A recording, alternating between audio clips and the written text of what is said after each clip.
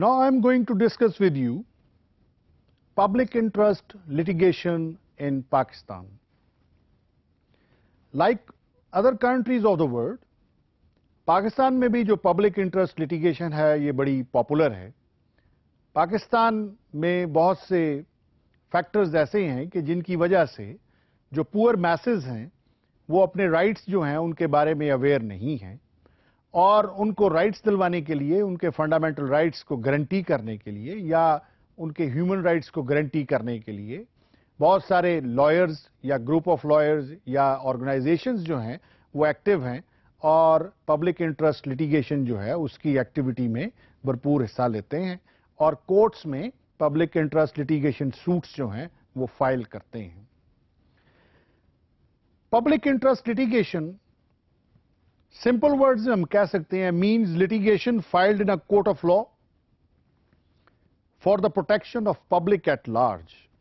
या public interest के protection के लिए बात हो रही है। इंडिविजुअल इंटरेस्ट की बात नहीं हो रही बल्कि पब्लिक एट लार्ज के इंटरेस्ट की बात हो रही है। एक और बात आपको बताऊं कि पाकिस्तान में जो पब्लिक इंटरेस्ट लिटिगेशन है वो ना तो किसी लिटिगेशन में किसी कोर्ट में डिफाइन हुई है और ना ही किसी स्टैट्यूट ने उसको डिफाइन किया है। बट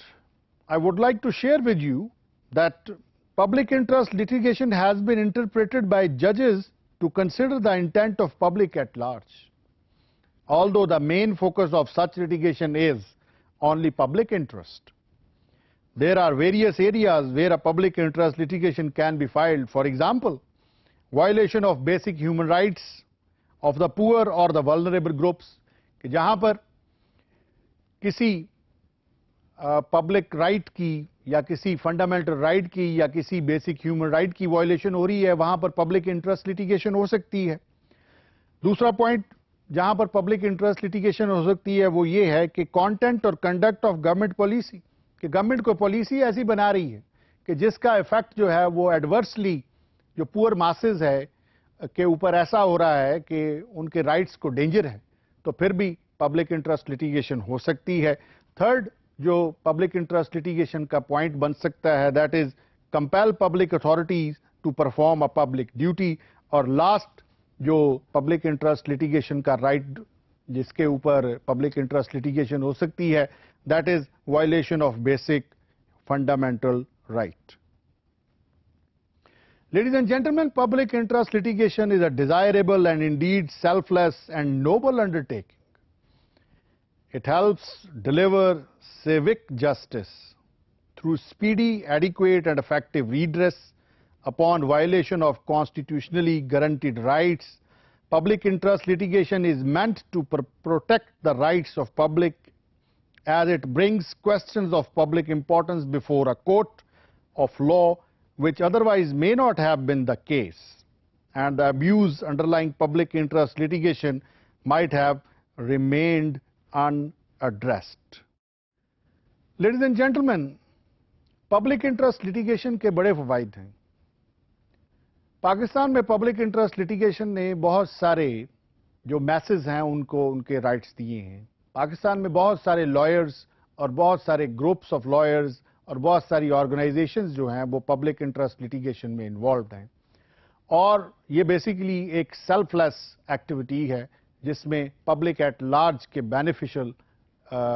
पब्लिक एट लार्ज की बेनिफिट में जो बात है उसको प्रोटेक्ट करने के लिए लिटिगेशन जो है वो की जाती है।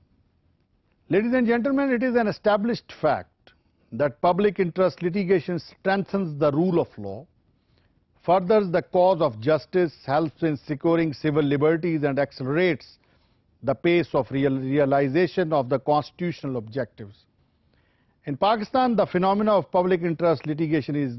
gaining currency, as is evident by a number of important cases where Supreme Court of Pakistan has delivered important verdicts by taking suo motu actions.